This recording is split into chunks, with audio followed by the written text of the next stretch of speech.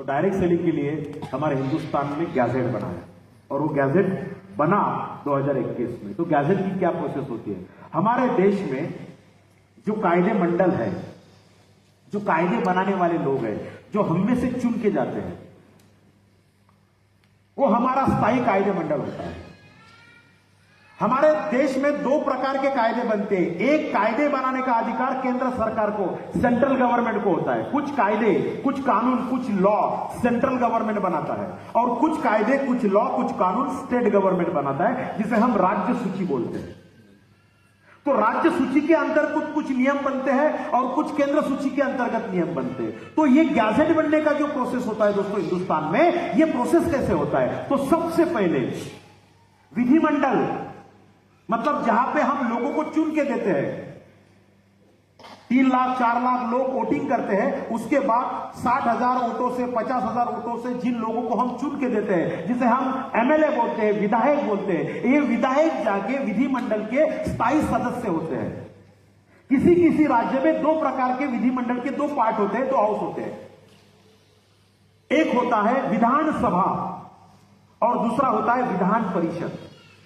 तो दो सूची के अंतर्गत ये कायदे बनते हैं। राज्य सूची के अंतर्गत दो प्रकार के। सबसे पहले क्या होता है, जो विधानमंडल में बैठे हुए हमारे विधायक जी होते हैं, वो विधायक जी अधिवेशन में जब हाउस चलता है, उस हाउस में कुछ कायदे बनाने का प्रोसेस हमारे हिंदुस्तान के लॉ में, हमारे राज्य घटना में, हमारे संविधान में विधि लिखित है।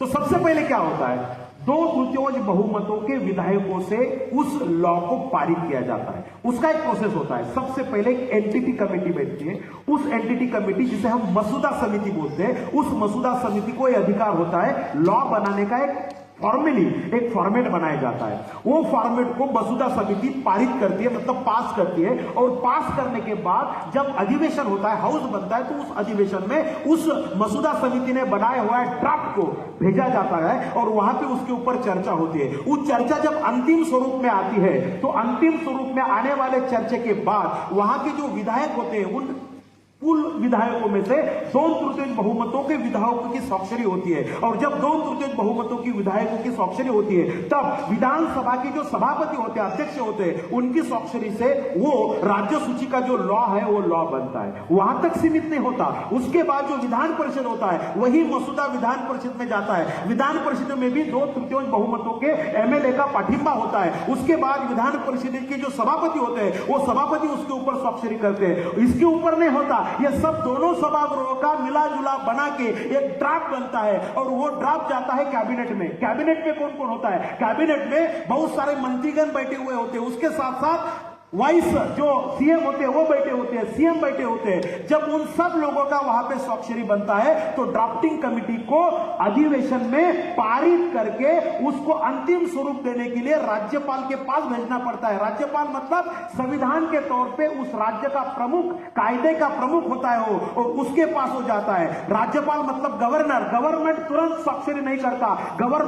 गवर्नर 3 लोगों की कमेटी बनाता है। सबसे पहले होता है एक महाधिवक्ता, जो सरकार को लॉ के बारे में मार्गदर्शन करता है। दूसरा होता है हाई कोर्ट के जज, रिटायर्ड जज, और तीसरा होता है उस जमाने में, उस काल में जो कायदे का प्रमुख व्यक्ति होता है समाज का, वो 3 लोगों की एक ड्राफ्टिंग कमेटी गवर्नमेंट बनाते हैं। और उनको बोला जा सकता है कि कौन से सूची के अंतर्गत इस विधेयक को हमें पारित करना है। जब ये 3 लोगों की कमेटी राज्यपाल को बोलती है कि इसमें किसी प्रकार की अनकानूनी बातें नहीं है, जो कुछ भी है समाज विधायक के लिए बनाया गया है, तो फिर ये 3 लोगों की कमेटी का दिया हुआ सुझाव और विधिमंडल ने दिया हुआ सुझाव, जो ड्राफ्टिंग कमेटी ने दिया हुआ सुझाव, वो सब सुझावों के लेकर राज्यपाल मतलब गवर्नर उस ड्राफ्ट पे साइन करते हैं। और जब राज्यपाल की साइन होती है, तब यह बोला जा सकता है कि राज्य सूची के अंतर्गत यह अभी कानून बन गया।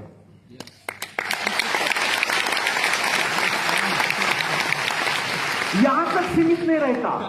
ये सब विधेयक, ये सब ड्राफ्टिंग कमेटी, ये सब कानूनी बातें चली जाती है सेंट्रल गवर्नमेंट के पास। सेंट्रल गवर्नमेंट को हम संसद बोलते हैं। संसद भी 2 सभागृह का बना होता है। एक होता है लोकसभा, दूसरा होता है राज्यसभा। सबसे पहले वो विधेयक पारित होता है लोकसभा में। लोकसभा में जितने भी एमपी बैठे हुए हैं, वो सब एमपी 2/3 बहुमतों से उसको पारित करते हैं। फिर लोकसभा का अध्यक्ष है, उसकी स्वाक्षरी होती है। ड्राफ्टिंग चेंज होता है, फिर जाता है राज्यसभा में। राज्यसभा में भी उसका लबासम चर्चा होता है, कुछ चेंज होता है, कुछ दुरुस्तियां होती है, और ये सब चर्चा होने के बाद 2/3 बहुमतों से राज्यसभा के खासदार जो होते हैं उनको पारित करते हैं, और फिर ये सब चला जाता है राज्यसभा के अध्यक्ष के पास, और राज्यसभा के जो अध्यक्ष होते हैं उनको हम उपराष्ट्रपति बोलते हैं। और जब उपराष्ट्रपति की स्वाक्षरी होती है तब वो सब विधेयक चला जाता है कैबिनेट के पास। कैबिनेट के पास जाने के बाद वहां के जो कैबिनेट मंत्री होते हैं उनके पास चर्चा होती है, फिर प्राइम मिनिस्टर उसके ऊपर स्वाक्षरी करते हैं, और ये सब होने के बाद ये पूरा ड्राफ्ट चला जाता है राष्ट्रपति के पास। राष्ट्रपति तुरंत उसके ऊपर स्वाक्षरी नहीं करते, राष्ट्रपति 15-20 दिन का टाइम लेते हैं, और उसी दौरान राष्ट्रपति 3 लोगों की कमेटी बनाती है। एक होता है solicitor general of central government, एक होता है उस समय का सुप्रीम कोर्ट का न्यायाधीश, एक होता है उस समय का हिंदुस्तान का सबसे बड़ा कायदे का तज्ञ। उन सब 3 लोगों की कमेटी बिठा के फिर वो कमेटी डिसाइड करती है कौन से सूची के अंतर्गत इसको बिठाना है। फिर उनका सुझाव आता है कि पूरे राज्य घटना के अधीन होकर इस कमेटी को हम पारित करते हैं। फिर भारत सरकार ने दिया हुआ सुझाव और फिर वो ड्राफ्टिंग कमेटी ने दिया हुआ सुझाव, ये दोनों सुझाव को एक करके राष्ट्रपति उनके ऊपर स्वाक्षरी करती है, और राष्ट्रपति की स्वाक्षरी होने के बाद जो लेटर बनता है उसको बोलते हैं हम भारत का राष्ट्रपति।